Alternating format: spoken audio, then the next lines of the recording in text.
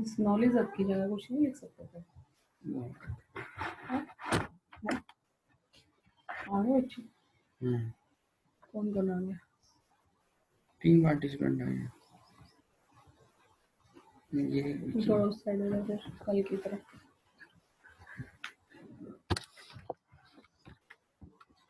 बोलो hello hello. Hello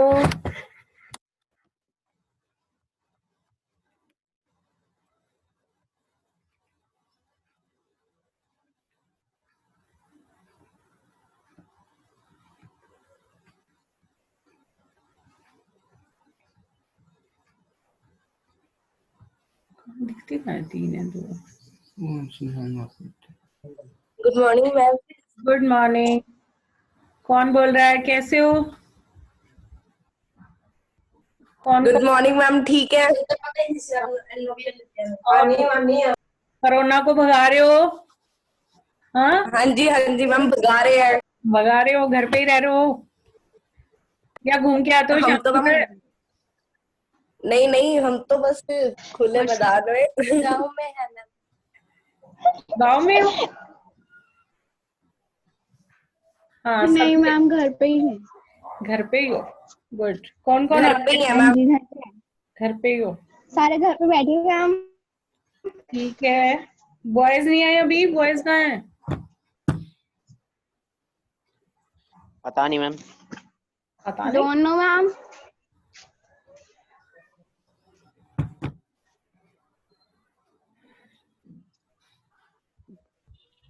हाँ जी। बोलो मैम। समास। समास आज मैम स्टार्ट। समास वैसे तो क्लास में हो चुके थे बच्चे, फिर से एक बार रिवाइज कर लेते हैं। हाँ यस जी। Ma'am. Right okay ma'am. Yes. Okay ma'am. Deepak और कौन आ गया? समास किया तो था। हाँ समास हो गया, एक बार फिर से रिवाइज कर लेते हैं आज। इसकी वर्कशीट्स ओके वगैरह मैम। दे ओके देती मैम, करा दो प्लीज। हूँ। 10th C को आप ही पढ़ाओगे ma'am? Yes, both classes 10th B and C। Okay okay ma'am. Ma'am. Okay ma'am. Okay. Mummy कौन अपनी छत दिखा रहा है? Bhola. Bhola? Sorry, it's me. अच्छा ईशा है ये। अंशिका। अच्छा वंशिका है। नो, अंशिका। That's me. दांत मत दिखाओ। समास समास पढ़ाओ। चलो मैम आप पढ़ाओ। स्टार्ट करें समास। हाँ ऑलरेडी समास Yes, वैसे ma'am. हम डिस्कस कर चुके हैं। समास किसे वैसे आपकी पीडीएफ पे शो हो रहा है समास किसे कहते हैं, है ना? हो रहा था मैम। हाँ शो हो रहा है ना? हो रहा है यस मैम। मैम। हाँ। परिभाषा। समास शब्द का शाब्दिक अर्थ होता है छोटा रूप। जब दो या दो से अधिक शब्द या पद, शब्द या पद, क्योंकि एक शब्द को भी पद कहते हैं, अपने बीच की विभक्तियों का लोप कर जो छोटा रूप बनाते हैं उसे समास। क्या क्या कह रहे हो? ये अपने अपने माइक बंद करो बेटा, माइक बंद करो, क्लास डिस्टरबेंस नहीं होनी चाहिए बच्चे। यस। कहाँ बोल रहा हूँ? जब दो या दो से अधिक शब्द स्टार्ट। हाँ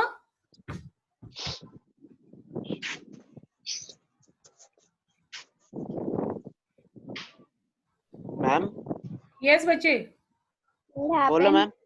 हाँ, जब दो या दो से अधिक पदों के बीच की विभक्तियों का लोप करके छोटा रूप बनाते हैं तो उसे समास कहते हैं। जैसे रसोई के लिए घर। अब के लिए को अगर हम लोप कर दें, लोप मतलब उसको छुपा दें, तो ये शब्द क्या बन जाएगा? रसोई घर, है कि नहीं? रसोई Yes, के ma'am. लिए मतलब? घर, रसोई के लिए घर है। इसमें के लिए क्या है?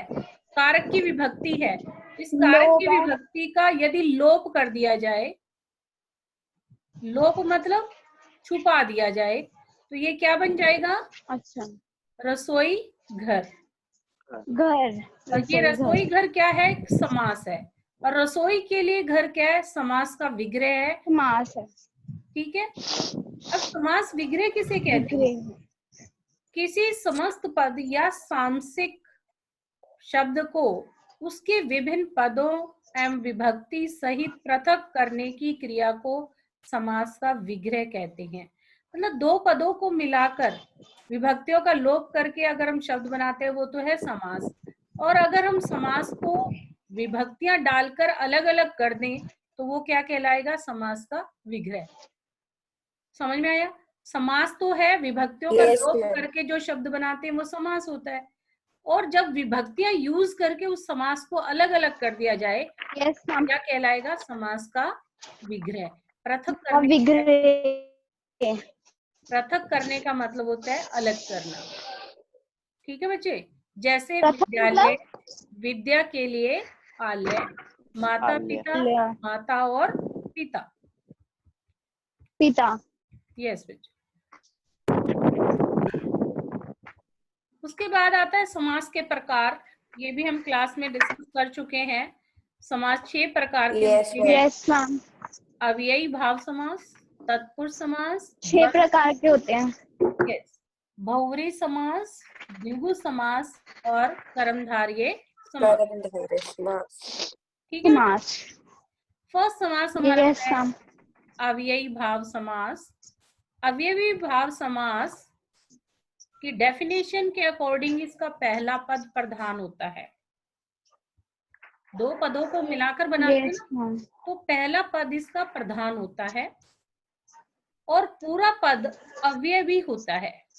पहला पद अव्यय भी होता है। पहला पद प्रधान भी होता है और अव्यय भी होता है। जैसे अव्यय मतलब मैंने क्लास में आपको बताया था, मैं अव्यय मीन्स वही बता रही हूँ बेटा।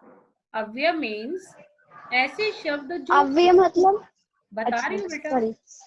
अव्यय ऐसे शब्द होते हैं जो लिंग, यार ये वचन, 2 मिनट रुक जा। कारक और काल के अनुसार नहीं बदलते। जैसे राम ने भरपेट खाना खाया या सीता ने भरपेट खाना खाया, तो लिंग के अनुसार भर पेट में कोई अंतर नहीं आया। भर क्या है? भर अव्यय है। भर क्या है? अव्यय। अव्यय। यथाशक्ति, अव्यय है। यस, यथाशक्ति। मान लो हम कहते हैं यथाशक्ति राम ने अपना कार्य किया या सीता ने यथाशक्ति अपना कार्य किया। यथा का मतलब होता है शक्ति के अनुसार। तो इसमें भी लिंग के अनुसार कोई अंतर नहीं आता। अब वचन, मान लो हम कहते हैं कि एक व्यक्ति यथाशक्ति काम करता है या बहुत से व्यक्ति यथाशक्ति काम करते हैं, तो यथाशक्ति बोलने में कोई भी वचन के हिसाब से चेंज नहीं आता है। समझे? तो अव्यय क्या होते हैं? जो लिंग, वचन, कारक और काल के अनुसार नहीं बदलते। यानी कि वो शब्द जो हर स्थान पर एक जैसे प्रयोग, means they are fix. Yes, fix. ये ऑलवेज एक ही तरह से यूज होते हैं, ओके। चेंज नहीं होते। तो इनको हम क्या कहते हैं? अव्यय कहते हैं। तो अव्ययी भाव समास में पहला पद प्रधान होता है और अव्यय भी होता है। समझे बच्चे? यदि Yes, ma'am. अव्यय। यदि एक शब्द की पुनरावृत्ति हो और दोनों शब्द मिलकर अव्यय की तरह प्रयुक्त हो, वहां भी अव्ययी भाव समास होता है। एक ही शब्द की पुनरावृत्ति का क्या मतलब है? जैसे हम कहते हैं दिन दिन प्रति, जैसे हम कहते हैं दिनों दिन, दिनों दिन, तो दिन दिन प्रति, मतलब दिन और दिन बार बार यूज हो रहा है। तो यहाँ भी क्या है? दो शब्द की पुनरावृत्ति है और ये दोनों शब्द अव्यय की तरह यूज होते हैं। जैसे प्रत्येक, प्रत्येक को अगर हम विग्रह करें तो ये बनता है हर एक दिन या हर दिन या दिन दिन प्रति। तो ये चीजें क्या कहलाती हैं? अव्ययी भाव समास कहलाती हैं, क्योंकि एक शब्द की पुनरावृत्ति, अव्यय भाव। यस बच्चे, एक ही शब्द की जब पुनरावृत्ति का मतलब होता है एक ही शब्द जब 2 बार इकट्ठा यूज हो और वो भी किसकी तरह काम करे? अव्यय की तरह काम करे, तो वहां क्या यूज होगा? अव्ययी भाव समास यूज होगा। ठीक है बेटा। नेक्स्ट आता है यस मैम। Okay ma'am.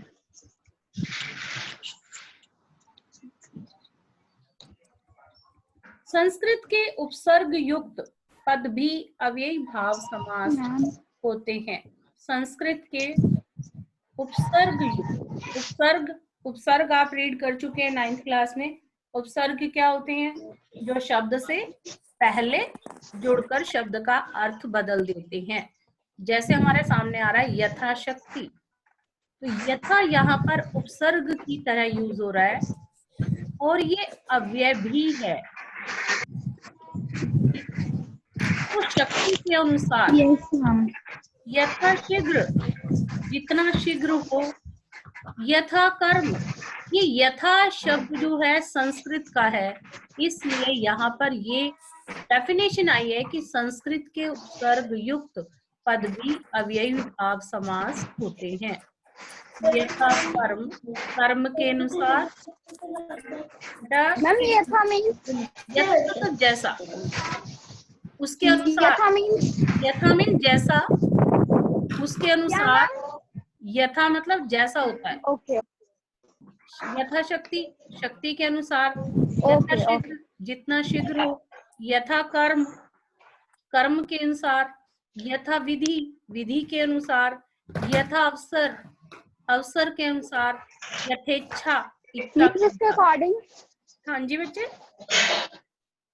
उसके अकॉर्डिंग मीन्स, उसके अकॉर्डिंग। यथा मतलब किसी चीज के अनुसार जो चीजें होती हैं। यथा मीन्स अनुसार, किसी चीज के अनुसार जो यूज होता है। इसके according. Yes yes.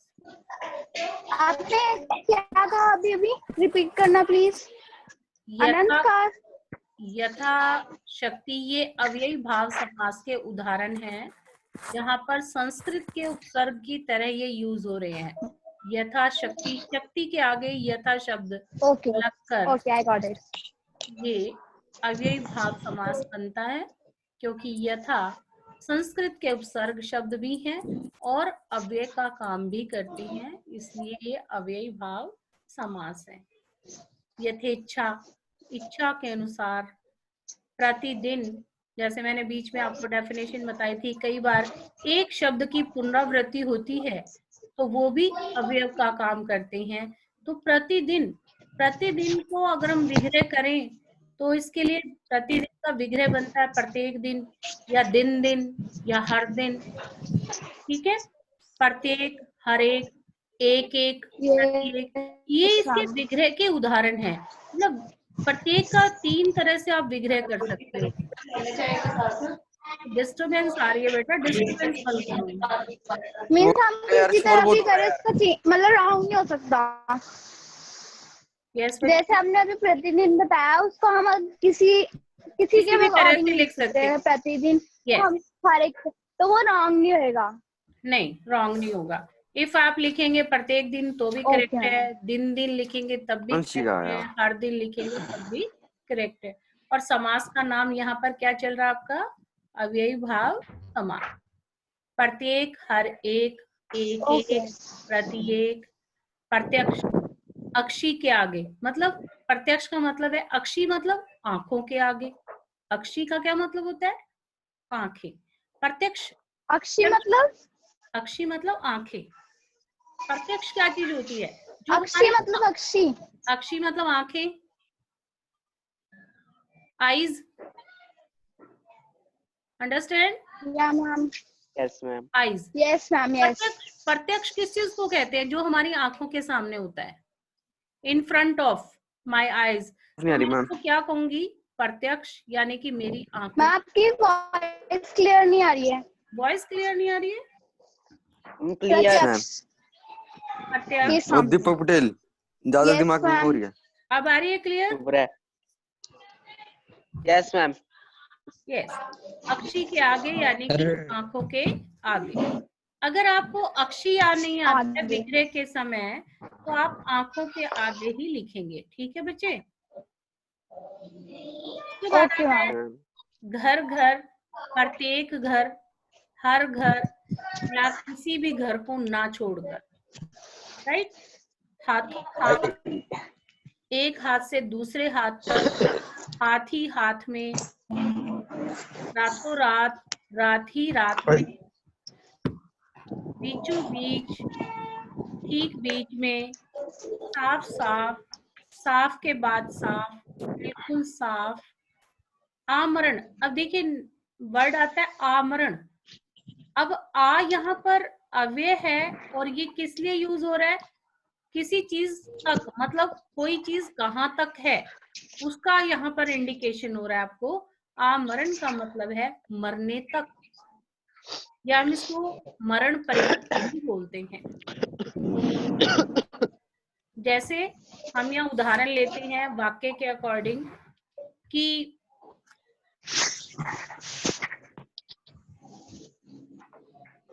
Mahatma Gandhi ने आमरण, अपने देश को आजाद करने का निर्णय किया, यानी कि मरने तक, यानी कि मरण पर्यंत तक अपने देश को आजाद करने का प्रयत्न किया। इसका ये मतलब होता है। ठीक है बच्चे। किया। यहाँ आ का मतलब है तक। आ Yes, समुद्र, समुद्र पर्यंत। भर पेट, पेट भर कर। प्रयत्न क्या होता है? हाँ बच्चे, समुद्र प्रयत्न क्या होता है? पर्यटन नहीं है, पर्यंत। समुद्र पर्यंत, समुद्र तक, समुद्र तक। प्रयत्न का मीनिंग क्या होता है? वही बता रही हूँ, समुद्र तक। आ समुद्र का मतलब है समुद्र तक। Yes, understand? Yes ma'am. समुद्र तक यस मैम। मतलब मैं कहती हूँ कि उसकी सीमाएं कहाँ तक फैली हुई हैं, तो हम कहेंगे उसकी सीमाएं समुद्र पर्यंत हैं, यानी कि समुद्र तक है। ठीक है। नेक्स्ट आता है भर पेट, पेट भरकर।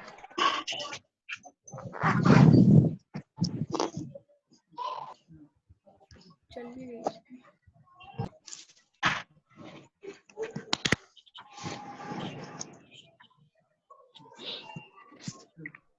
पेट भरकर, अनुकूल, जैसा कूल हो वैसा, मतलब जैसी स्थिति हो वैसा। कूल का मतलब होता है स्थिति, वातावरण, जैसा कुछ हो वैसा ही करना अनुकूल कहलाता है। याव जीवन, याव जीवन, जीवन पर्यंत। ये एक न्यू वर्ड है, आपको आम ग्रामर्स में ये नहीं मिलेगा। आप जीवन, अगर आपके पास नोटबुक है तो उसको साथ साथ लिख सकते हो, नहीं तो ये पीडीएफ है, डाउनलोड आप कर लेना। और जीवन प्रयत्न। यस बच्चे, आजीवन, कई बार हम इसको बोलते हैं आजीवन भी बोलते हैं।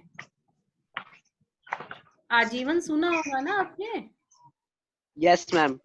हाँ, आजीवन तो सुना है मैम। हाँ, ये एक न्यू वर्ड है, आजीवन। अब कंफ्यूजन हो जाता है कई बार, एग्जाम में ऐसा आ जाता है तो हम सोचते हैं कि आजीवन तो कभी नहीं सुना हमने, मगर ये आजीवन ही का दूसरा रूप है आजीवन। आव यहाँ पर संस्कृत का उपसर्ग है। ठीक है बेटा। Okay ma'am.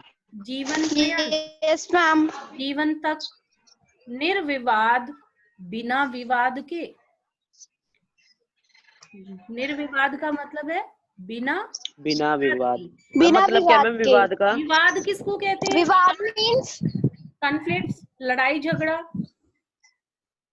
अंडरस्टैंड? जब लड़ाई झगड़ा होता है तो उसको Okay. विवाद कहते हैं, आर्गुमेंट Yes. हो जाती है, बहस हो जाती है, तो उसको विवाद कहते हैं। Okay ma'am. और निर्विवाद का मतलब होता है बिना विवाद के। तो दीपक फोन में से बाहर आना क्या? बिना लड़ाई के।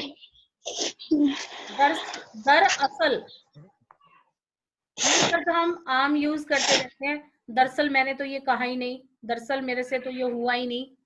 दरअसल का क्या मतलब है? कि वास्तव में, असल में, असल में, वास्तव में। Reality. Reality, yes reality. Yes. In Okay. Reality I do not this, do this, है ना? तो उसका हिंदी Yes, ma'am. दरअसल, आवाज नहीं आ रही मैम जी। भोला आ रही है? असली। मैम आवाज क्लियर नहीं आ रही आपकी। बच्चे आप आ रही है मैम, मेरे को तो क्लियर आ रही है। तो आपको आ रही है तो उनको क्यों नहीं आ रही? मेरे को भी आ रही है। और दीपक पता नहीं फोन से मैम। बाहर आना क्या? पूरे फोन के अंदर Next झुका हुआ है। मेरे को साफ आ रही है भाई। next आ अंशी रही का तो आ बहुत रही है यार। डिस्टर्ब कर दिया मैम बीच में। एक आ बार रही है मैम, अब आ रही है बच्चे आप ना हंसिका चुप हो जाए, ठीक तू है। बोलने नहीं, मैम को बोलने दे। यार। चुप हो जाओ प्लीज, सुनने दो। सभी मत बोलो, मेरे को क्लियर कर लेने दो सारा, मेरे को टीच कर लेने दो। उसके बाद हम आपकी चैट में फिर बातें सुनेंगे कि आप किस बात में, ठीक है। तो ओके मैम। दरअसल का मतलब है, ओके मैम, ओके। वास्तव में ओके। बाकायदा, बाकायदा, चुप हो जा अंशिका प्लीज। मैंने तो कायदा। कुछ बोला ही नहीं। बच्चे ऐसे करोगे तो क्लास का कोई यूज नहीं रहेगा बेटा। बाकायदा, बाकायदा का मतलब होता है कायदे के अनुसार। अब कायदा किसको कहते हैं? Anyone no? कायदा, मैम कायदा कानून बोलते हैं जैसे। Very good very good. किसने आंसर दिया ये? मैम मैंने। Ma'am that's me. आंशिक। Very nice. कायदा मतलब Thank you, कायदे ma'am. के अनुसार, मतलब नियम के अनुसार।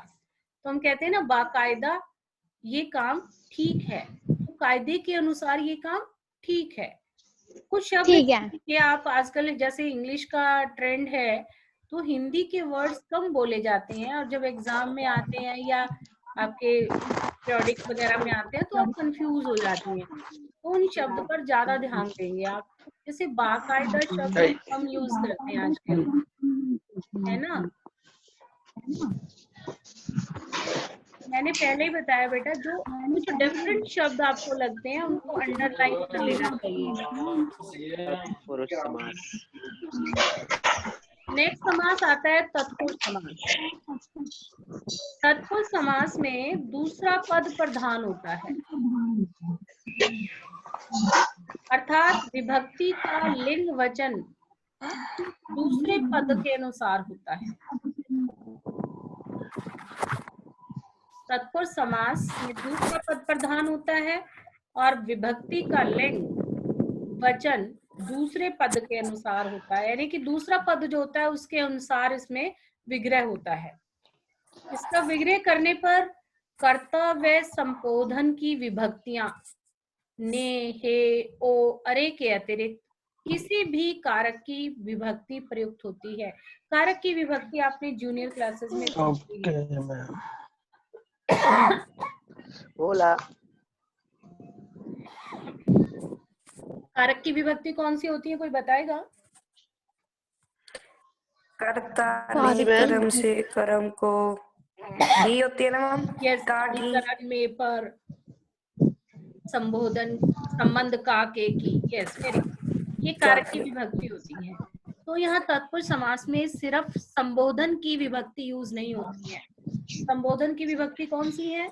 ने, हे, को, अरे। ये विभक्तियां यूज नहीं होंगी, अदर सारी विभक्ति यहाँ पर यूज होंगी, और वही क्या कहलाएंगे? तत्पुरुष के उपभेद कहलाएंगे। जैसे फर्स्ट आता है कर्म तत्पुरुष।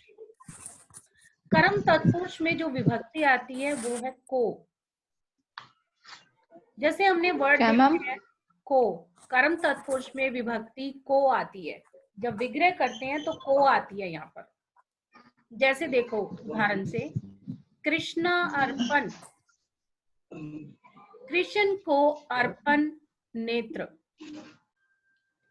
कृष्ण को अर्पण, नेत्र अलग से लगाया हो, इसको छोड़ो। कृष्ण को अर्पण, तो यहाँ कौन सी विभक्ति है? को। कौन सी विभक्ति आ रही है? कर्म को को। सुखद, को। नेत्रों को सुखद। को वन गमन, नहीं, यहाँ पे नेत्र क्यों है? मतलब किसी भी चीज को सुखद लगना है। नेत्रों एक्सेस वर्ड है यहाँ पर, आपका यहाँ पे बनता नहीं है नेत्र, मतलब किसी भी चीज को। मम्मी यहाँ पे फिर बने। किसी को सुख देना। हाँ, सुखद मतलब जो किसी की आत्मा को मतलब अच्छा लगे, वो हम सुखद शब्द में यूज करते हैं उसको। किसी भी चीज को अच्छा लगे तो वो सुखद होता है, ठीक है। तो ज्यादातर सुख Yes, ma'am. किससे अनुभूति होती है? जैसे हम पार्क में जाते हैं, हमारे नेत्रों को सुखद आनंद मिलता है तो उसको हम कह देते हैं सुखद। ठीक है। वनगमन, वन को गमन, जेब कतरा, जेब को कतरने वाला, प्राप्तोदक, उदक को प्राप्त। मतलब क्या मैम, उदक को प्राप्त? उदक को प्राप्त का मतलब है किसी चीज को अरे रुक जा 2 मिनट। यस, उदक का मतलब है किसी को प्राप्त होना, किसी चीज का प्राप्त होना। उदक को प्राप्त, किसी को कुछ चीज प्राप्त होती है उसको कहते हैं प्राप्तोदक। मतलब कहाँ से कोई चीज प्राप्त होती है उसको प्राप्तोदक कहते हैं। ओके। नेक्स्ट आता है करण तत्पुरुष। करण तत्पुरुष की पहचान है कि इसका विग्रह करते समय से और के द्वारा विभक्ति हमारे सामने आती है। जैसे हमने शब्द देखा ईश्वर प्रदत्त, तो इसका विग्रह करेंगे तो ये क्या बनेगा? ईश्वर से प्रदत्त, हस्तलिखित, हाथ से लिखित, तुलसीकृत, तुलसी द्वारा रचित या तुलसी से कृत, ये भी बन सकता है इसका, या तुलसी के द्वारा कृत, कैसे भी आप इसको लिख सकते हैं। रचित, रचित और कृत का क्या मतलब? कृत का मतलब रचित, यानी कि तुलसी द्वारा लिखा हुआ। रचित का मतलब लिखा हुआ। जैसे रामायण है वो तुलसीदास जी ने लिखी है, तो हम उसको क्या कह सकते हैं कि रामायण क्या है? तुलसीकृत है। रचित। कृत्य नहीं बेटा, कृत। दयाद्र, दया से आद्र, मतलब दया से जो नम्र होते हैं, दया से जिनमें दया परिपूर्ण होती है, जो दया से भीगे हुए होते हैं, उनको हम दयाद्र कहते हैं। रतन जड़ित, रत्नों से जड़ित। नेक्स्ट आता है, यस बच्चे, हीरो से जड़ित। यस, रतन का मतलब, रतन ये हीरे भी हो सकते हैं, कोई भी रतन हो सकता है, क्योंकि रत्नों की कैटेगरी काफी बड़ी है। रतन में एक हीरा होता है, मगर रतन बहुत तरह के होते हैं, जैसे हीरा, पन्ना, और ये आपका असरफी, नीलम, बहुत सारे होते हैं।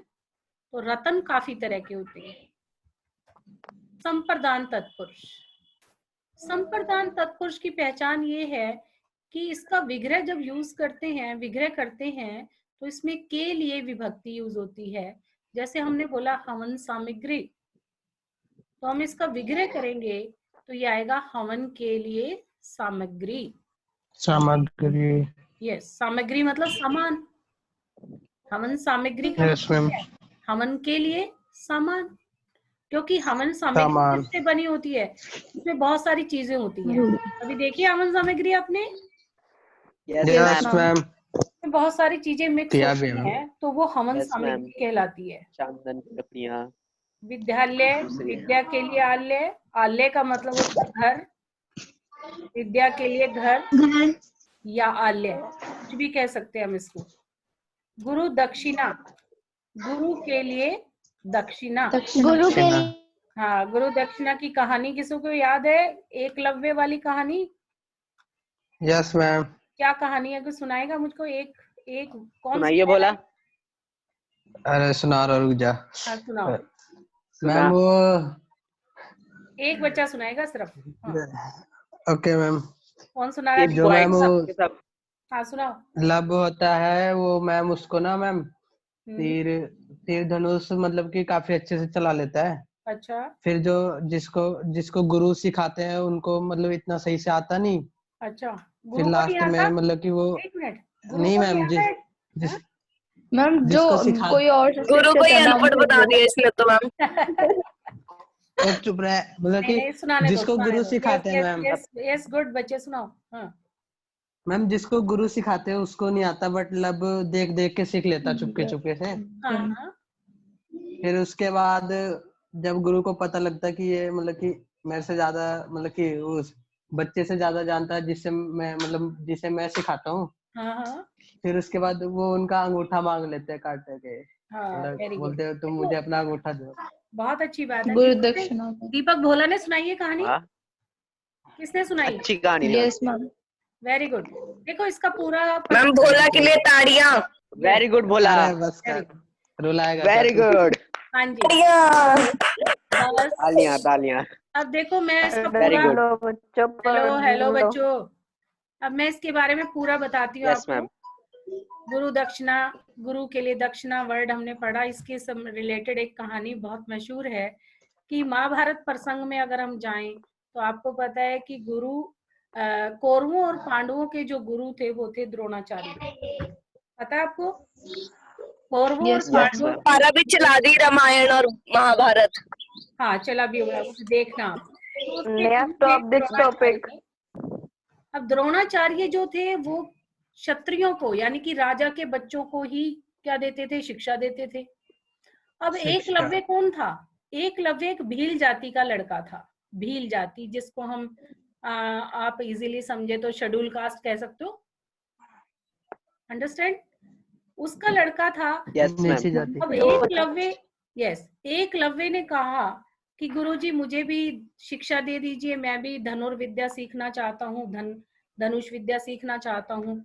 अब द्रोणाचार्य बोले कि नहीं, मैं आपको नहीं सिखा सकता क्योंकि आप भील जाति के हो और मैं तो राजाओं के बच्चों को धनुष शिक्षा देता हूँ, तो इसलिए मैं आपको नहीं सिखा सकता।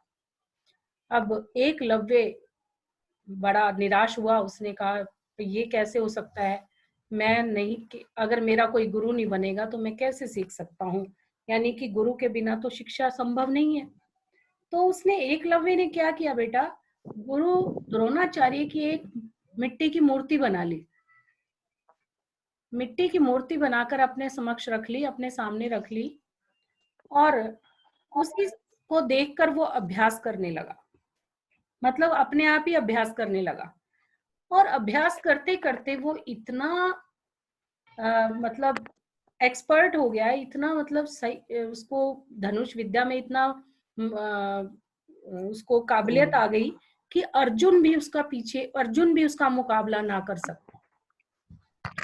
एक बार गुरु द्रोणाचार्य अपने शिष्यों के साथ उधर से गुजर रहे थे जहां एकलव्य अपनी प्रैक्टिस करता था। तो देखा कि एकलव्य को देखा, एकलव्य अपनी प्रैक्टिस कर रहा है और एक कुत्ता आकर अचानक भौंकने लगा। एक कुत्ता आकर अचानक भौंकने लगा तो एकलव्य उससे डिस्टर्ब हो रहा था।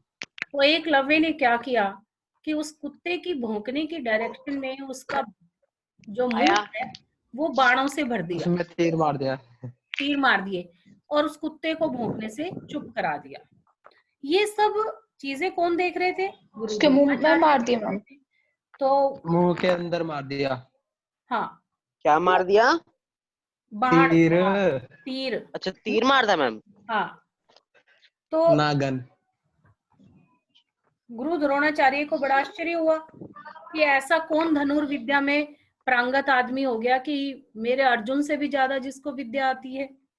तो उन्होंने देखना चाहा, उन्होंने देखा कि एक भील जाति का लड़का प्रैक्टिस कर रहा है उनकी मूर्ति के सामने और इतना एक्सपर्ट हो गया है।